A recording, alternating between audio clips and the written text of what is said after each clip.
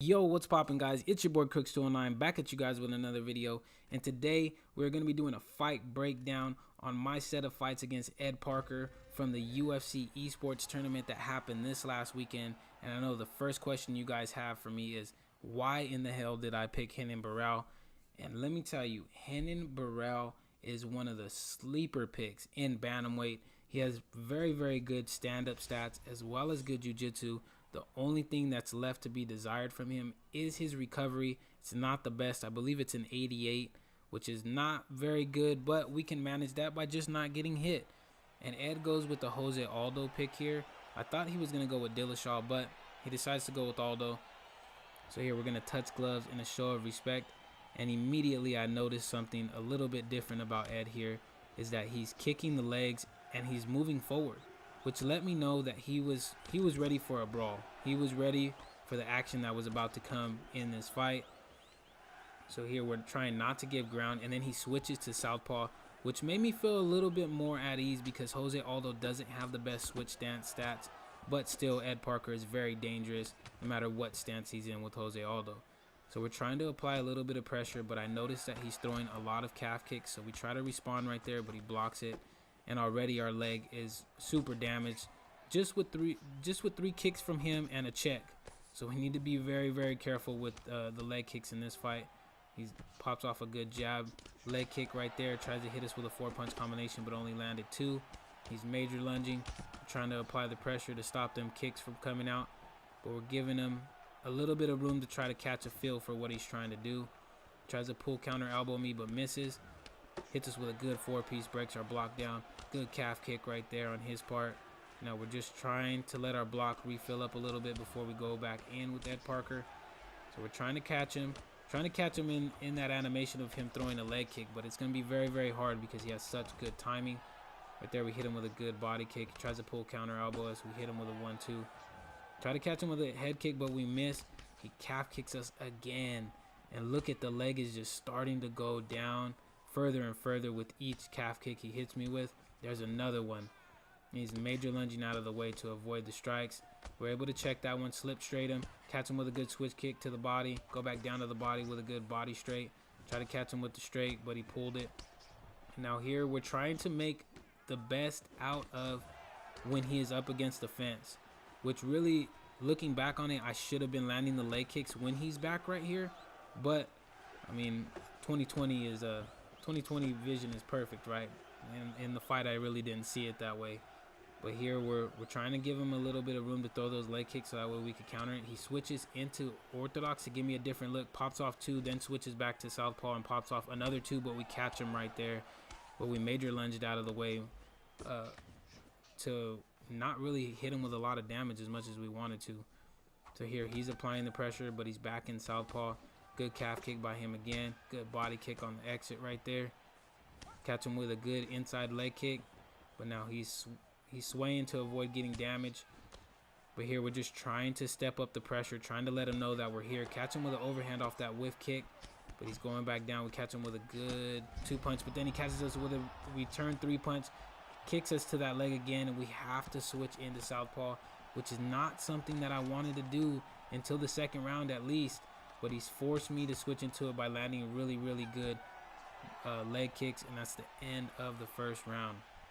Now heading into the second round, I wanted to bait out a little bit more of those kicks if I could and start to apply a little bit more pressure to even stop him from thinking about hitting my leg. So we touch gloves in a show of respect. He catches us with a good knee straight off the rip. Now we're trying to work his leg and work his body, but we're also trying to bait it out. We bait one out, but we don't get the overhand. Crack him with a good body kick. Use the front kick to back him up just a little bit. There we bait one out. We're able to get solid damage off that and break the block down a little bit. Hit him with a straight to stumble him. But he's backing up. He's getting out of range of our strikes. But now we're smothering him. We're trying to close the distance just a little bit to try to let him know, you know what, we're going to try to get you out of here. We understand we lost the first round, but hey, we're still in this fight. Good calf kick on his part. Try to rip down to the body twice. He catches us with an uppercut, knocks us down, and here we are. We're in a fight-ending scenario for him. We're able to get out of it unscathed, but he hits us with an uppercut. So we're trying to pull, trying to get out of there. Beautiful calf kick on his part, but we're in southpaw now. so we don't really have to worry about it too much, not yet at least.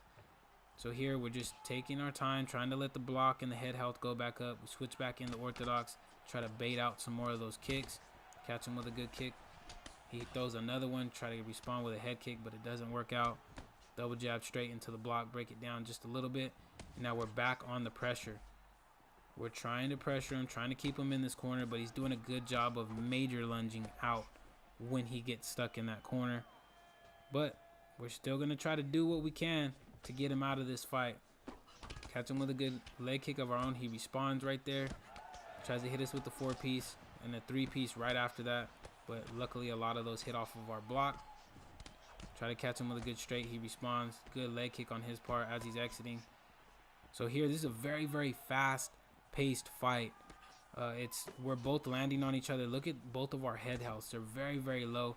The only difference in this fight so far is his ability to work our legs more than we were his.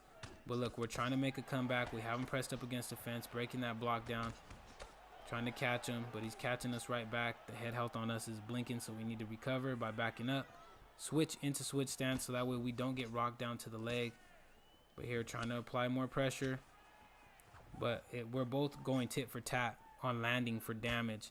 And that made me feel a little uneasy, but at the same time, you know what? I realized that he was going to win this round, so I'm just going for it in the last minute of this round, just to set a statement, like to send him a statement that, you know what, in the third round, we're going to try to get you out of there, bro. We realize we're down by 2 rounds. So here, taking our time. The head health on him is blinking now. Tries to hit us with a good 3-piece, but it eats all off our block. So here, we're giving him a little space, just trying to survive here to this third round. Good major lunge out by him. There's only 5 seconds here left in the round, and I know he's not going to do anything major to throw it away. He pulls that hook that we threw, and that's the end of the second round.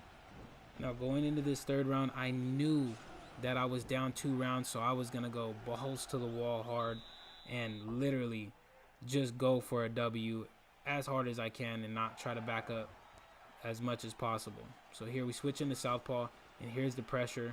We're going to make it a pocket fighting. If he gets us out pocket fighting, we can live with that. Cracks us with a good uppercut. Here we're rocked again. We're able to get away from him, but he knocks us down with a good lead hook. We up kick him right there to keep him out of our guard. But head health is blinking again, but look at his head health is just as low as ours. We catch him with a good jab hook. Got him in a stun state. We knock him down with a beautifully timed uppercut right there. Now we're in the plum clinch. We're trying to catch him with an uppercut on the break, but we're not able to. Here we're applying the pressure. We're going to keep applying. We catch him with a good lead hook. Right here, we're not able to break his block down. He did a beautiful job of slipping and not eating strikes off of his block. But here we know that we have him in trouble, but he catches us with a good another uppercut right there. Tried to jump into our guard, but it didn't give it to him, luckily for us. The pull counter, that hook that he threw. But now it's basically whoever makes a mistake first in this last round is going to go out, because both of our head healths are extremely low. So here we're trying to feint our way in, trying to bait him to come in right there. He catches us with a good slip straight, knocks us down. We're going to taunt him right here, let him know, you know what, we're here for a fight. He bows in respect. But here we're still trying to get each other out. We're in orthodox, so we need to be aware of that leg as well. Catch him with a good knee as he tried to duck down. So here we're applying the pressure, double jabbing into his block, try to catch him with an uppercut. He major lunges out of the corner. So we're trying to give him a little bit of space in case he wants to pop out those leg kicks, but he's not throwing them anymore, which is a good thing for us because he's been eating us up with them all fight long. He's trying to break our block, good slip straight. So here we're just taking our time, trying to be more calculated with our approach because our head health is blinking. Double jab into his block, catch him with a good lead hook. Catch him with a beautifully timed straight, knock him down with the uppercut right there. And we're in a fight-ending ground and pound scenario. Are we going to be able to get the dub? And we do. We do. It was that one mistake that he made that cost him the fight. An absolutely crazy first fight in this set. And we're going to go ahead and jump into the second fight of this series. And here we are, guys. We are in the second fight. Ed is going with Rob Font, and I am going with Dominic Cruz. Now, I just want to preface this fight by saying I told Proaxis I was going to use Dominic Cruz because he got knocked out in the first round. So I kept my promise and used Dominic Cruz, even though it's not a very good matchup against Rob Font. But look, the one thing Ed did again was switch Rob Font into southpaw, which is a big deal because Rob Font isn't very good in southpaw. I believe he has like an 87 switch stance, which lowers his power very dramatically. But he's starting to work the body a little more, which is what is normally seen by Ed Parker and what I'm used to. So I'm trying to catch him with an uppercut, but he's doing a good job of hitting and then getting out of the distance. Tries to catch me with another leg kick, but here we're able to catch him to the body, whip him with a body uppercut, hit him again with another body hook, and now we're just timing things out. I'm able to find his rhythm a little bit better because I feel like he's rushing things in this fight a little bit more. We feint the takedown, he taunts us right there, catch him with a good two-piece, and we taunt him right back, let him know, you know what, we're here for whatever it is that you want to do. Catch him with a good straight, then we hit him with a beautifully timed takedown. Now Dominic Cruz has a 93 top game. Rob Font does have a good off the back, but I just wanted Ed to know, you know what, I might take you down in this fight and just hold you down. So here we're able to posture up in his full guard, throw 2 strikes, posture back down, fake. He hits the full guard transition, then we posture up, which is going to give us a little bit of a stamina advantage. We punch down to the body, trying to get some good ground and pound in, which we do. Here we're just content being in this guard. We fake a couple of times, try to get some GA, and we do get it. Got full GA, so we transition right there. Ed he actually went for the full guard transition. He didn't even fake it. I went for the top mount. He blocked it. We try to fake again, but he hits the get up. Very, very smooth transition by Ed Parker right there, but he's back in southpaw. Good uppercut on his part. Misses on that teep, so that let me know that he's trying to keep me at distance. He doesn't want me to pressure him as much as I did in the last fight, but when we do get on the inside, he's throwing some beautifully timed body uppercuts. But here we're just trying to give him a little bit of room, trying to catch him on those kicks, pop out a beautifully timed 1-2 right there. So we're trying to take our time, just trying to be more calculated with when we come into the pocket. Good uppercut by him. We're trying to take our time, double jab straight, catches him. Spacing it out just a little bit to try to give him the room to throw a leg kick or a front kick and whiff. There, we're breaking his block down. You see that he's not slipping too much like he was in the last fight. Catch him with a good straight as he tried to duck. Catch him with a beautifully timed body kick. But now he's responding. Tries to catch us with that question mark kick. We need to be aware of that. Break down his block. Catch him with a good knee as he tried to go down to the body. Hits us with a good 3-piece. Luckily, we weren't rocked. Catch him with a good leg kick as he's backing up. Breaking his block down. And our head health is about at the same again as this round closes. I felt more confident in this heading into this second round than I did in any moment of the last fight. I felt like I had his rhythm. I knew what he was trying to do, so we're going to try to execute the game plan that I had in my head for this matchup, which was just to crack that leg and try to catch him as he's throwing combinations with Rob Font. So here he's applying pressure to us, double jabbing into our block. We're circling away from him, catch him with a good leg kick, try to take him down again. He's hit to it and denies it. Catch him with a good calf kick, switch back into orthodox, break his block down, jab into his block to keep it low. We are able to sidestep that kick. Good body uppercut by him, but we catch him with a straight. And we're backing him up, putting pressure on him. Trying to break his block as he comes in, trying to get him to back up and keep him on the back foot as much as possible so that way we can hit those leg kicks. Good body hook on his part. Catch him with a straight as he comes forward. And we're giving ourselves a little bit of room so that way if we need to pop out a front kick, we can. But he's closing the distance with Rob Font's beautiful jab that actually got buffed when they buffed him, I think 2-3 patches ago. So here, giving him a little bit of room, trying to bait out a front kick or something, but he's not throwing it as much as he was in the first round. Try to catch him with a straight, try to break his block down, he pulls. Catch him right there with a good 2-piece. As we're exiting, catch him with another good 2-piece, but he responds with a 3-piece of his own. But look at the head health. His head health is starting to go down way lower than ours. That's a good sign. He pull counter elbows us, gets a rock off, catches us with a good uppercut as he block broke us. But we're being able to exit right here. We use the clinch to get away from him and get out of the corner, which is something that I hope a lot of you guys learned and started using after was to use that clinch to get out of bad situations when you're on the cage. But here we're back in the middle, we're exchanging.